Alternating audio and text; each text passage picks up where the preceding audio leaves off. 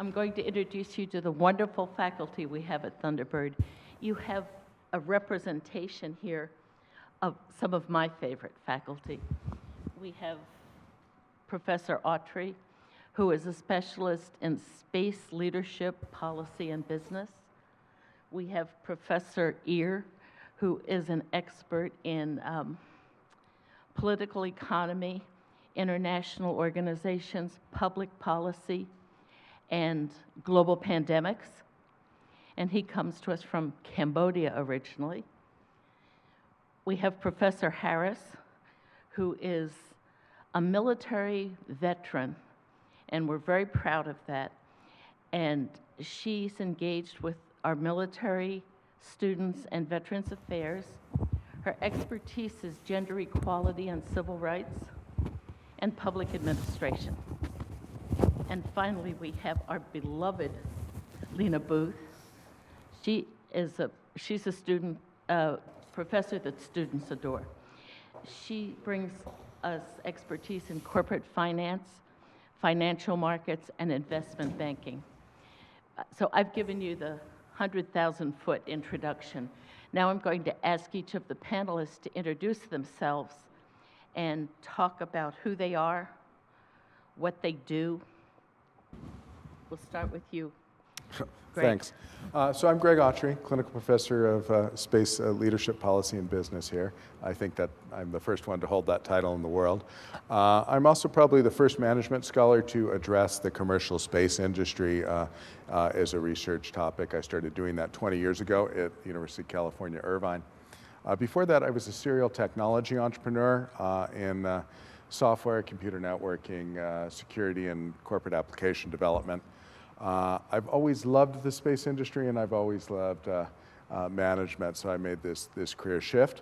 I did my PhD at UC Irvine and then went on to the University of Southern California's Marshall School of Business, where I taught for 7 years in the Greif Center there. In 2016, my expertise in the space industry was recognized, and I was appointed to the NASA agency review team, which helped set the new direction for NASA, which includes the return to the moon, now known as the Artemis program, the decision to reestablish the National Space Council, and we had some input on decisions such as creating the United States Space Force. After that, I served as the White House liaison at NASA headquarters in DC. And in 2020, I was nominated to be the Chief Financial Officer of NASA. Unfortunately, 2020 didn't turn out to be a great year for the Senate, so they had other things to do and failed to find time to schedule a floor vote for that nomination. But that gave me the opportunity to come here, which is even better. I still serve on the COMSTAC, the Commercial Space Transportation Advisory Committee, by appointment of the Secretary of Transportation to advise the United States government on the rules for commercial spaceflight activity, and if you've been paying attention, this is an exciting time to be doing that. This last year was the tipping point year when commercial spaceflight actually began to happen for non-governmental actors, and it's a super exciting time to be in this industry. Billions of dollars are pouring in. I've had students of mine from USC who have actually raised over $1 billion and have startups valued in the multiple billions. So I'm just so excited to be here at this moment in time, launching a new program for Thunderbird to bring executives into this industry. Good morning, everyone. I'm Sophal Ear. As Deputy Dean Mary Teagarden said, I'm originally from Cambodia. I'm a former refugee who fled Cambodia by way of Vietnam, France, and the United States. I specialize in political economy, do a lot of work on Cambodia, on Southeast Asia, on China. I have 3 books, Aid Dependence in Cambodia, How Foreign Assistance Undermines Democracy, which argues that foreign aid, when in large quantities, can sometimes impede development because it doesn't allow countries to tax their citizens and then causes them for their democracy not to function, because if you don't pay taxes, you don't hold your government accountable. Second book, The Hungry Dragon, How China's Resource Quest is Reshaping the World, about China's involvement in Angola, Brazil, Cambodia, and elsewhere. And then my most recent book is viral sovereignty and the political economy of pandemics, what explains how countries handle outbreaks. So very well timed, started working on that a decade ago, finished it finally in December of this past year, and so it's out finally. Got my bachelor's degree from Berkeley, master's in public affairs from Princeton, then Master of Science in Ag Resource Econ, Master of Arts in Political Science and PhD in Political Science from Berkeley. TED Fellow, I don't know how many of you enjoy TED Talks, but I have a TED Talk about my family's escape from Cambodia. I'm a young global leader of the World Economic Forum, former term member of the Council on Foreign Relations, and one of the things I love to do is to share all of that talks and other opportunities with my students. So this is something that I'll shed more light on in our later questions for the panel. But it's a pleasure to be here, and I really hope that you'll get a lot out of this panel. Dr. Harris. So, good morning. Can you all hear me? Really? Yeah. For some reason, I sound just as I am right here. But anyway, good morning all. It's a pleasure to be here. And I just celebrated my 6th month here at Thunderbird. One of the stories that I like to give, or I like to tell actually, is that several years ago when I first lived in Phoenix for about 2.5 years, Phoenix Tempe area. And I remember passing a sign. I was going from Phoenix to Glendale, and to the right under the underpass, I saw a sign that said the American International, or the American School of International Management, or something like that, at Thunderbird. Graduate School of International. Right, that's it, American Graduate School of International Management. And I said to myself, to my younger self then, I think I'd like to work there. And I've had 3 other opportunities, ironically, to come to ASU, and I declined all. And Dean Kagram came a-calling, and is infectious. If you know anything, I'm sure you heard his presentation. If you know anything about him, his personality is so infectious, I could not refuse. So here I am.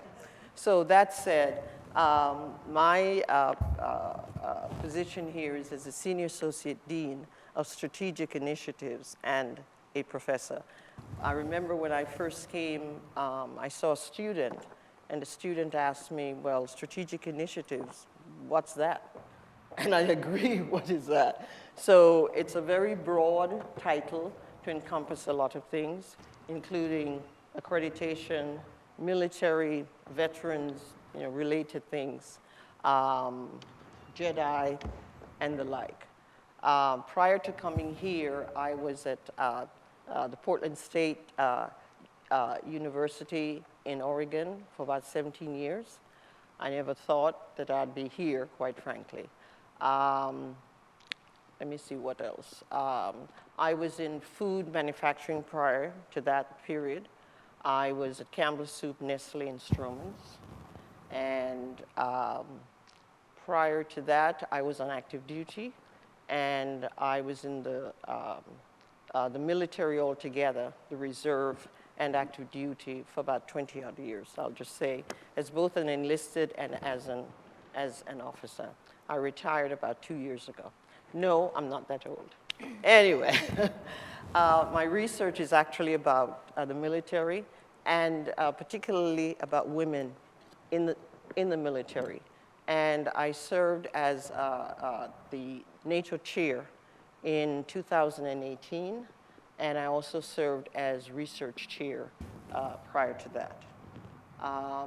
My claim to fame, I would like to say, is if you see the Veterans Resource Centers around the country, it was my research that actually started that. So I'm incredibly proud, especially as an immigrant, to have contributed in that way. So thank you for having us, and I'm glad to be here. Thank you, Dr. Harris. Hi, I'm Lena Booth. I am a finance professor here at Thunderbird, also currently serving as Senior Associate Dean of International Economic Partnerships. And that's where I work with universities around the world to get, collaborating on pathway programs for their students to come to Thunderbird. For example, they have an MBA program and they want their students to also do a MGM. So we work on the curriculum together. So I've been dealing with, working on this since 4 years ago as part of my portfolio as Associate Dean of Graduate Programs. And just recently transitioned into doing that more full-time, and we have Professor Sally DeLuque, who's at the back, taking over Associate Dean of Graduate Program. So thank you, Mary. So I've been at Thunderbird for a long time, as opposed to like our three wonderful colleagues over here. I can never compare to them in terms of their achievements and their all the experience and research that they have done. But I'm with Mary Teagarden. I've been here a long time.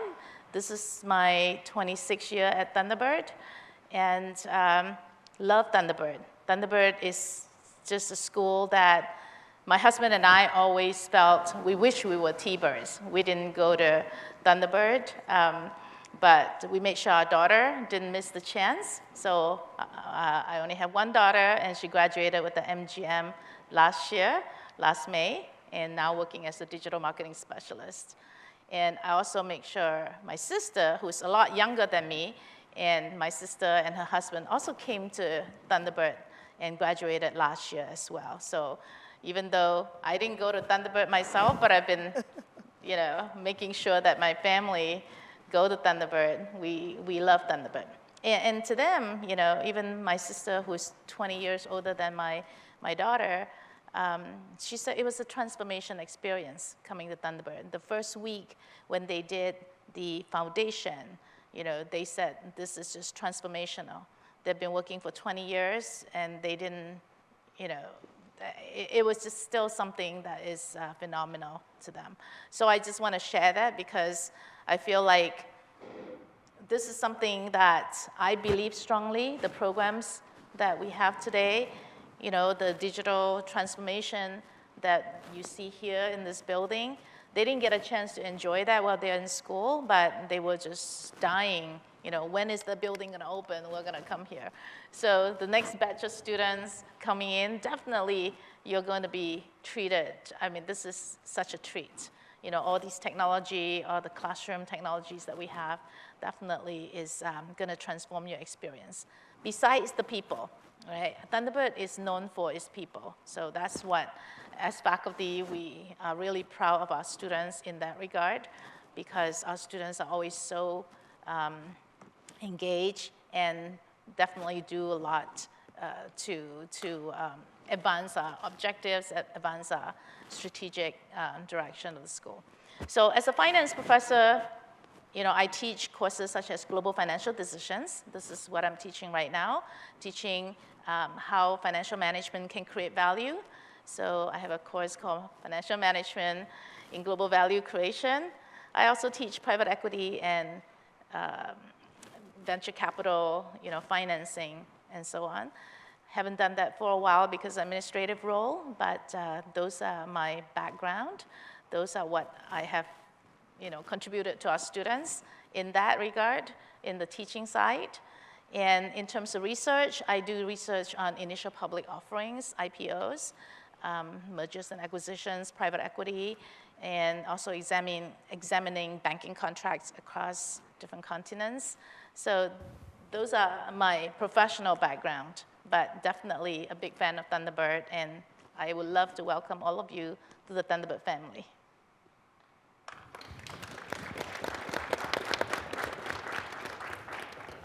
And I'm going to give you a tiny bit of my background.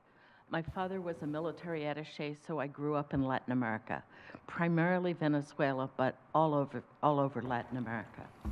My research expertise is in Asia, predominantly China, but also other Asian countries. My father was a flight instructor at Thunderbird before it was Thunderbird. So I have deep family roots.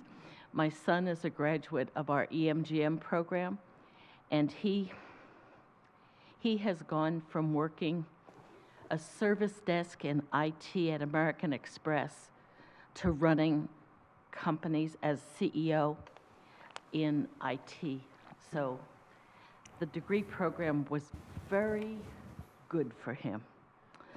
And I'm not the only one whose family members attend. Lena, me, Dr. Sully DeLuque in the back, her husband was one of my students, one of the best students I've ever had. I'll say that. I can say that now. He's graduated.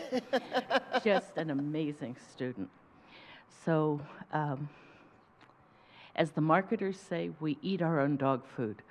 We believe in our product. We work with our product. We encourage our friends and families to consume our product. Okay. With that, I'm going to go to the second question. I'd like to ask our panelists to discuss their typical interactions with students and what are typical faculty interactions with students. And we'll start with you again, Greg. Wow. You know, I think typical's a tough word for me Yeah. there because What is typical? the interactions are so diverse. So, you know, first of all, there's the classroom interaction, and perhaps we're giving a lecture or having a discussion, and sometimes those are very traditional. But more often than not, I'm engaging the students in a kind of holistic career vision. For me in the space industry, this is an industry that I care deeply about and want to see succeed, and I also care about what it delivers back to our planet, and I want to see people that are going to engage in producing solutions that address, issues that we have right here on Earth. There's an unfortunate disconnect in society, not understanding that we're going outside the box to solve the big problems, because you can't solve big problems from within the box. And so my interactions with students are about their career, about their passion for their personal, concerns, whether that's art or they care about the environment, or they love traveling or whatever. They're just so all over the place, Mary, that amazes me. I'll tell you one amazing story though. ASU was recruiting a high-profile faculty member from Purdue, and the engineering school wanted me to go have dinner with him and his wife. Night before last. He's an expert in space manufacturing, which is an exciting new field that will provide just revolutionary opportunities in healthcare and in communications and several other ways by making things in microgravity. When I sat down with dinner with he and his wife, I discovered that Harsha, one of my students, was their son, and that their son was in my class of 23 people in our initial cohort, and his son was just so enthused about the program, and we had this amazing discussion. So, it's about transferring information, but it's about opening networks and transforming lives. Thank you. On my end, I realized I actually didn't tell you what my title is. So I'm Associate Dean for Undergraduate Programs in Global Development and an Associate Professor. And in the last 6 months, as with Professor Harris that I've had here at ASU Thunderbird, I've taught courses on Asia, on international organizations and global affairs, both in person and online.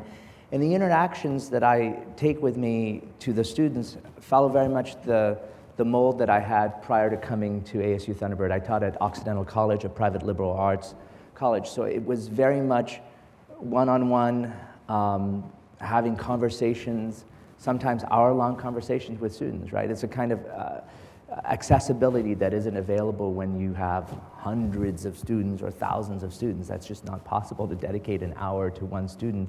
But in my case, because the numbers are reasonably manageable, I've spent these interactions recently, for example, speaking to a student who was debating her job versus the program she's doing here, difficulties at work, just advising on things as varied as, is it just her, or is her boss at work maybe treating her differently from other students, because she felt very much like she was being singled out, and we were talking through whether she should stay in that job or maybe move on from there. But it's being accessible to them. So doing exactly the kinds of things that Greg is talking about. It's also being available via text, via phone, via whatever medium is out there. Not just drop me an email, we'll schedule a time, et cetera, et cetera. The interactions can be immediate. If I get a text message from a student that says they need to talk and I happen to be free, let's talk right now and be available to them in the space and in the moment. So advising on career, certainly, advising on paper topics, on research, on internships, on ideas for where they could go. So I serve on the boards of Refugees International, Partners for Development, the International Public Management Network, the Center for Khmer Studies. These are all opportunities to connect my students to these organizations. If they're interested in refugees, think about Refugees International. Maybe not just RI, but International Rescue Committee, IRC, or other organizations that might be of interest to them. That's opening doors, providing the kind of network that only somebody who's on the board of an organization can connect folks to. Having my LinkedIn be available in case you want to be introduced to somebody who's in my network, that's perfectly fine. I'm happy to introduce. But basically, I see myself as being a connector to my students for the things that they need to succeed and to achieve their goals in life, which might be finding that dream job, finding the job that will lead to the dream job, finding fulfillment. And there's, being sometimes a shoulder to cry on because they're facing the realities of life frequently, and being there for them when they need me. Thank you. So for me, because the first semester, and I have to still get used to the term semester after 17 years of using the term, because we were in a quarter system at my previous institution. One of the things that I like about Thunderbird, I think being here now represents a culmination of all the experiences I've had, be it the military. I had my own business for 9 years, be it in food manufacturing, be it in health and the like. And I cannot imagine being in the classroom, and particularly when you have, whether it's a 20-something-year-old student or a 30-something-year-old student in mid-management who is having some challenges in his or her career and wanting to make decisions on where to go. I think the culmination of all these years of experience really helps me to relate. Now, having said that, one of the reasons why I actually ended up starting, or it was the impetus for the research for the Veterans Resource Center, is because at the time, I remember noticing my graduate students who were either in the military actively, whether it's in the National Guard, the Reserve, or in active duty, or those who were veterans who were in the military. And at the time, we were in the thick of Operation Enduring Freedom, which is in Afghanistan. And we had just started, or we were about a year or so in the first phase of Operation Iraqi Freedom. And I noticed that my military students or my veteran students did not feel, there was a sense of, they were ill at ease in the classroom. And we had, discussions about organizations and the like. The area that I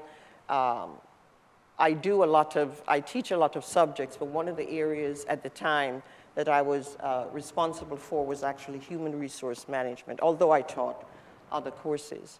And at the time, I remember I was teaching organizational theory. And my students, my civilian students, did not understand why my military students were not participating. Here's the irony. The institution where I was actually began for returning veterans, but if you know anything about Oregon, and specifically Portland, there's a tenuous relationship, if you will, I wouldn't say tension between the military, despite its founding, and its existence. So the environment at the time was very inhospitable to the military, and the students knew that. But what I did, even though students did not know that I was currently at the time in the military, I found myself, without doing it deliberately, I found myself coming to the defense, if you will, of the military students or veterans. And I would explain to my students why, particularly those who were currently in the military, they really could not discuss about the military because we have to be apolitical. And as I said, the culmination of experiences, and here I find myself speaking to many of the students, and I think my practitioner experience plus my academic experience, and as we would say in my field, I am a pracademic. So the pracademic gives me the lived experiences to relate to my students. And I think particularly as a female, and quite frankly as a female of color, and specifically as a black female, I think when they look at me, they see possibilities. And I think that is so important. So when I speak, whether I speak, regardless of the subject, and they look at me as a role model. And when individuals, I actually said it, and I was in a workshop for 3 days at the Tempe campus. And I still remember then as a junior officer, a 4-star general saying, whether you realize it or not, you're being observed. So as a result, I am very aware of my role as a female. I'm very aware of my role as a female of color, and quite frankly, my role as a role model for my students, and what the possibilities are. So right now, I am on the planning committee for the Social Equity Leadership Conference, and I decided to develop a track specifically for the military. And so I am calling in a lot of students to serve on that track, or there are 4 panels within the track. And the reason why I do that, to educate civilians at the conference as well as in the school, even though our founding is in the military, but to really educate other students as well, to let them realize that even though they're in the military, the experiences are so different from what they're actually experiencing. And as I said, my lived experiences, and particularly with this particular track that I'm chairing, I think also gives students an opportunity to try out careers, to try out their platform skills and the like. So I see my interaction with the students, again, I see myself very much as a role model for those students. So I encourage particularly the veterans to please come and see me. I encourage all students, obviously, but particularly veterans. Thank you.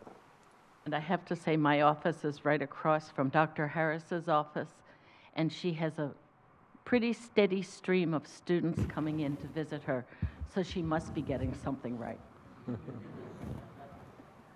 Well, I think a lot of things have been said, similar to many of my colleagues. We at Thunderbird is a very small school, right, even though we're under the big Arizona State University umbrella. So we take a very personal approach to our dealing with students. Whether it's in class, I always tell students to ask any kind of questions, regardless of how stupid they think the questions are. This is where you learn. It's better to be asking stupid questions now in the classroom than acting stupid in front of an employer or something. So definitely, we like to cultivate a very friendly environment in our classes, and the interaction I have with my students is always a very friendly one.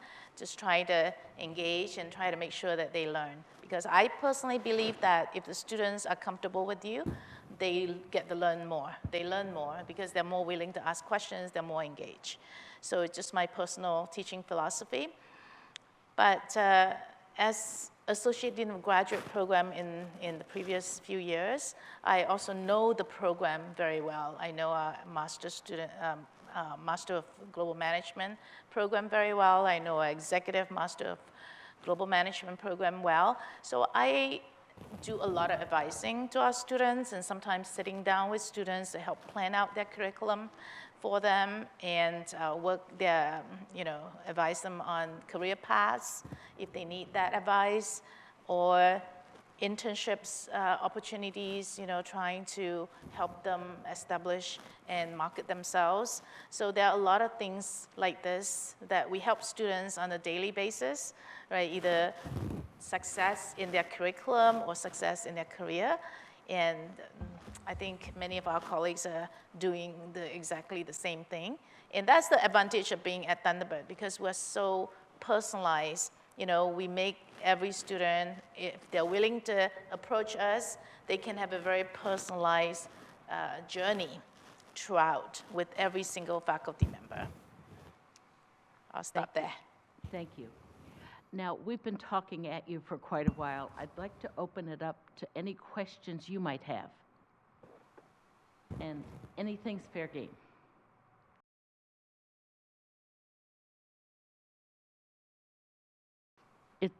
In my mind, it's a student who is consistently very well prepared, who goes beyond the assignments instead of just meets the assignments, and who inspires other people in the classroom to be engaged in the topic. Those are my criteria. Our panel might have other criteria. What she said.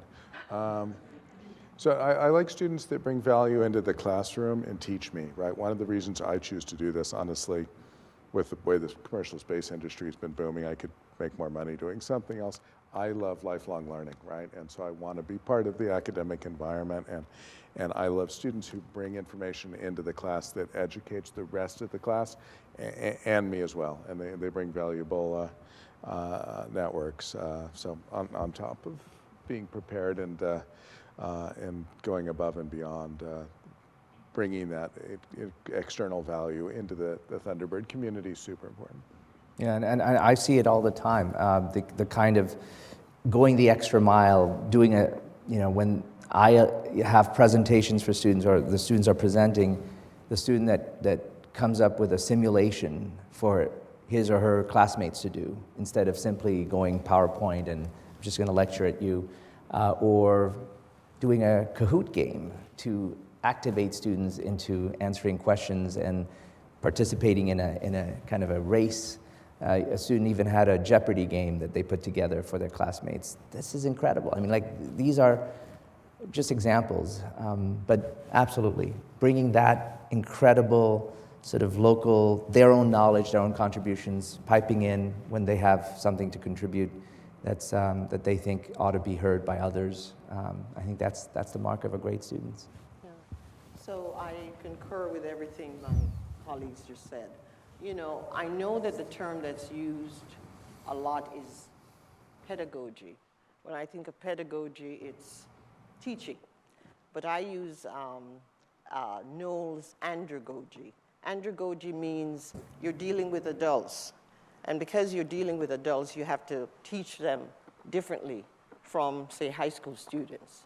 So, for instance, I recognize that every adult student in the room is bringing a different dimension of life or a different experience. And I'm actually learning from them as much as they're learning from me. So as a result, it's really about an interaction of the students. And that's the reason why when I put students in teams, I love putting students in teams, because I say to them, you're not a group. And I do not allow them to select themselves. Why? Life is such that you may not be able to select what happens to you.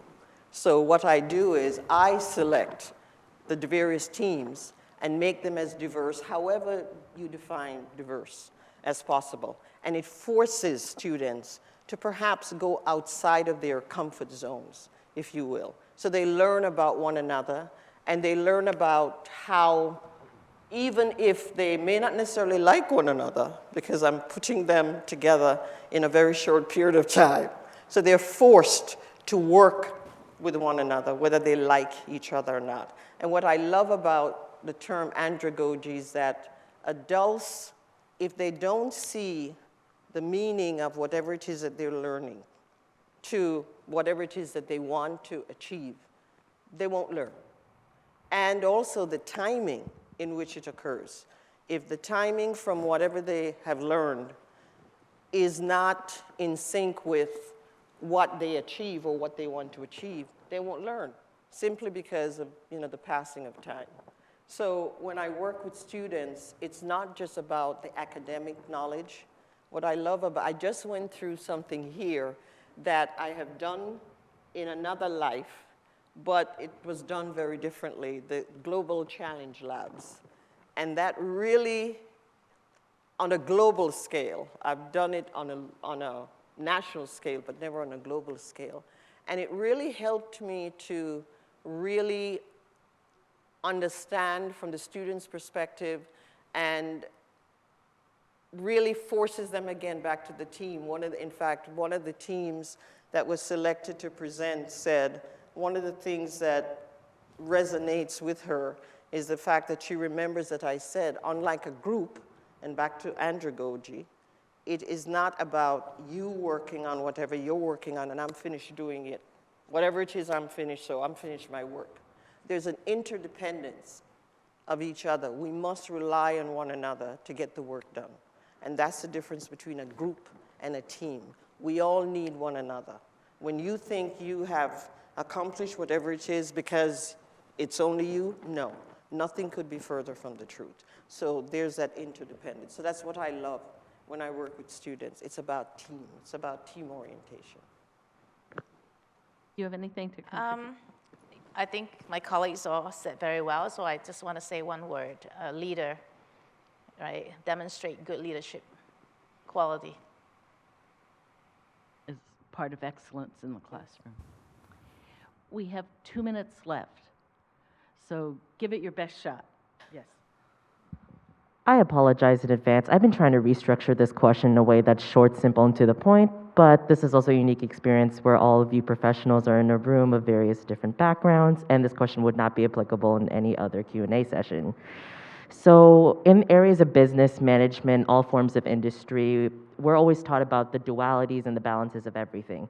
For businesses, that's a mixture of social responsibility, environmental responsibility, while also maximizing the amount of profit and success a company may have.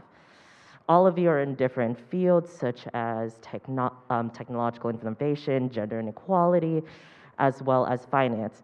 How has you as professionals, professors, have been able to lead by example or teach students the understanding of balance and understanding the role that they have to not only, for example, adhere to the status quo and exceed in that status quo, while also being able to challenge things, be able to bring in new innovations while also ensuring that you are still successful in your end goal. Like, for example, many companies that are financially successful may have issues with such as environmental issues, sustainability issues, or sooner or later finding out that their products may be harmful to the environment or the users that they are using it at the long term. In the social aspects, they may succeed in being able to enforce kind of resources to help other people and bring compassion into the world, but often lead unsustainable practices that cannot be replicated or will run out of resources by the end of a certain period of time. How's you of all different professionals of various different backgrounds ensure that people understand that sure, balance may not be 100% sustainable or even desired, but be able to understand that, fully encompass that in their practice, and be able to understand in what balances of the scales are they able to do things to maintain success while ensuring that other people have the time to shine and be able to bring new ideas into the table. Go ahead, Sophal. Since we only have 2 minutes, and I think we're out of time with your question, I'll just say, it's about the double bottom line, the triple bottom line, right? So the bottom line is profitability, but beyond profitability, what about people? What about the planet? These are things that we've known about, we recognize, and we have to give priority to. I mean, you know, if you just have a profitable company but you destroy the environment and your workers, what's the point of being around? I mean, you have to add value to your greatest assets are the people who work for you. If they don't work and aren't happy, then there's really no basis for you to be around. I mean, I'll just be honest. And then if you're destroying the planet while trying to make a lot of money, great, you won't have a place to live anymore, unless, of course, we go to space, and everything will be fine there. When faculty design a class, they select the material. And I review the material they select annually.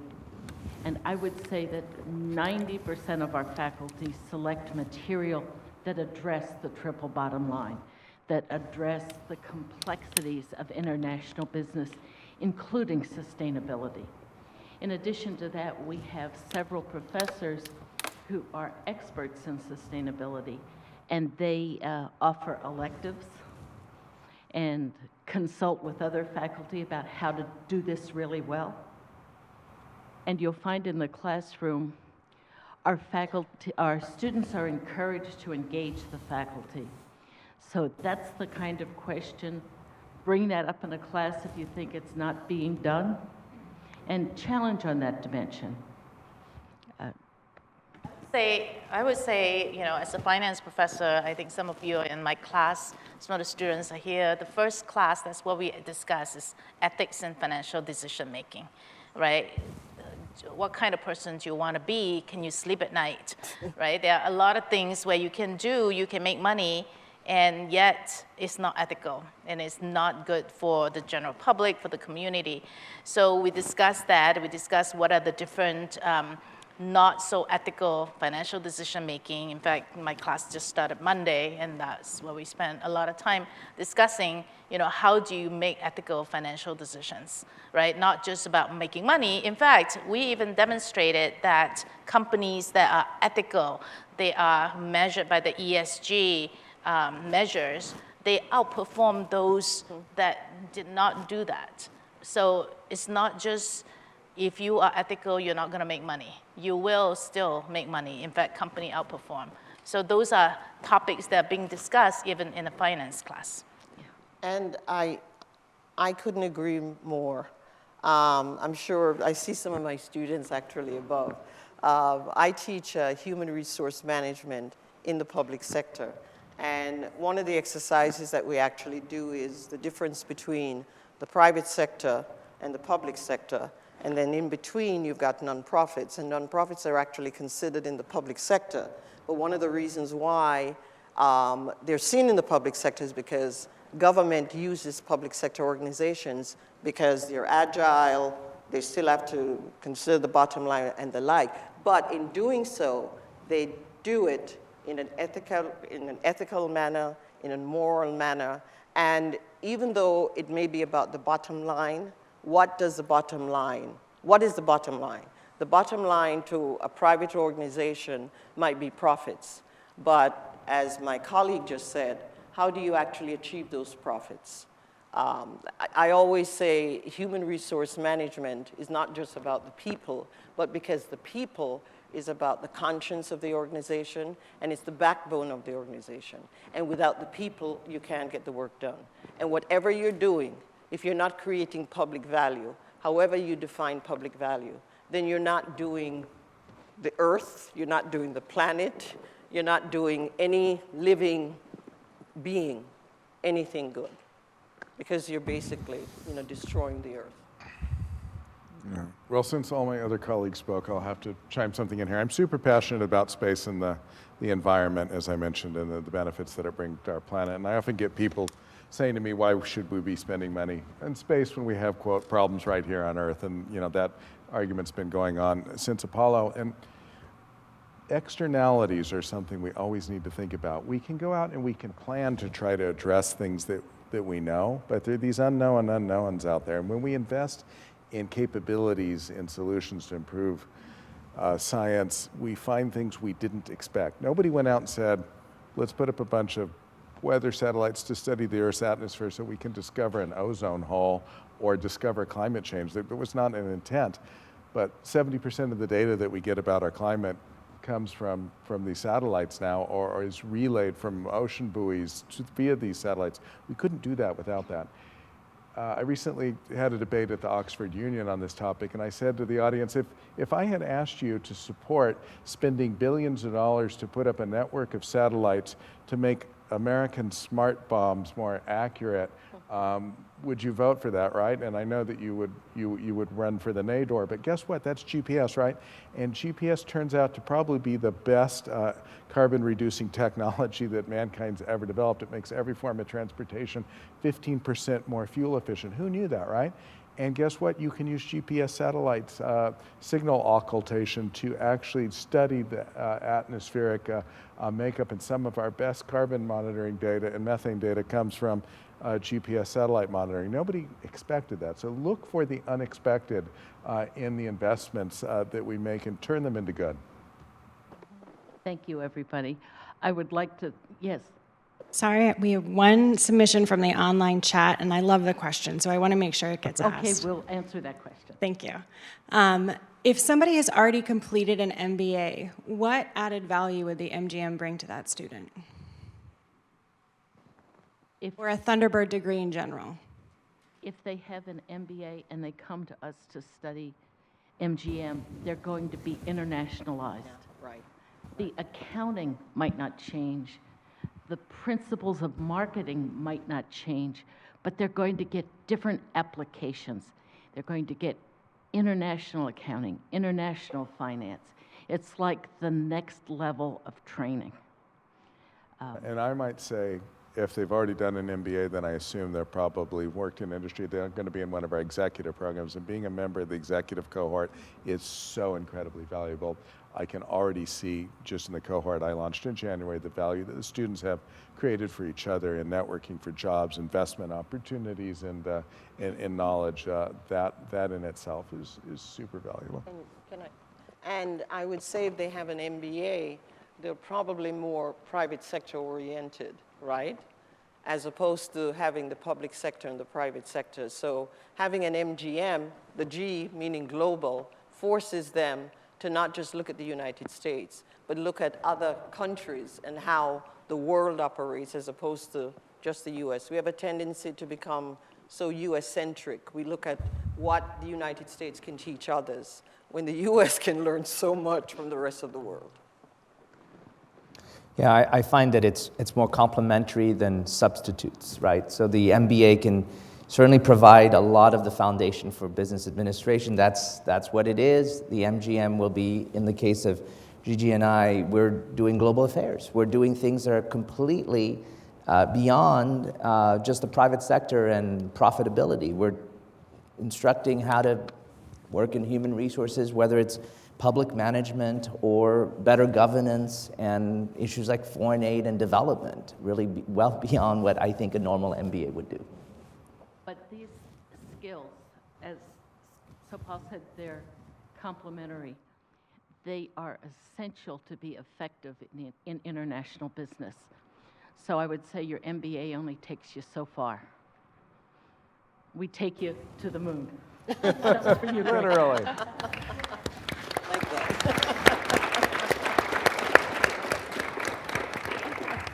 Thank you very much. And if you want to learn more about other Thunderbird faculty, there's a website up here that you can go on and explore yourself. And you are welcome to contact any of us if you have questions, or any of my colleagues you might find on that website, because we have faculty from all over the world doing exciting work, and they love to talk to students. Thank you. Thank you.